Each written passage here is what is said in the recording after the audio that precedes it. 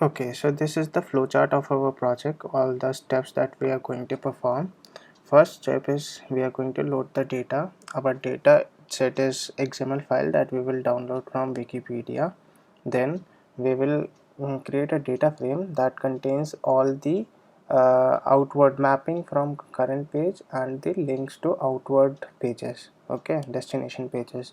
Then the third step we are going to do is calculate cost per page, means how much point that each page, current page, can give to the outward page or the destination page.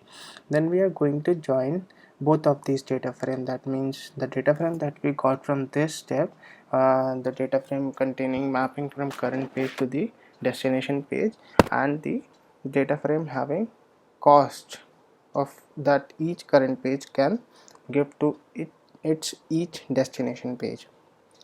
Now then we get the join data frame, a sum operation that will give us the total cost each destination page will get from the current page. And at this point we don't actually want to keep track of the current page, means the if we have a page pointing page A pointing to page B, then page B is our destination page and page A is our current page. So from now we are interested only in the cost of page B only, the total cost. So we will discard the mapping from current page to the destination page. We will only keep the data frame having the destination page and the total cost.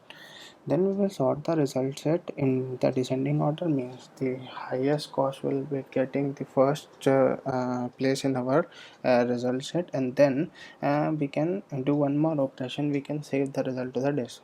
Okay, so one more thing I would like to discuss here is that we will be performing operation on a small data set. Okay, in a real life example, operations are performed on very huge data. That's why it is a use case of big data.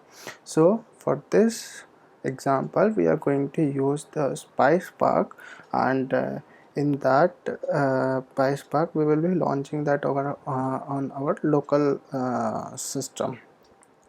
Okay, so we need two things now. One is the XML dataset that we will download from Wikipedia, and second is the XML parser library.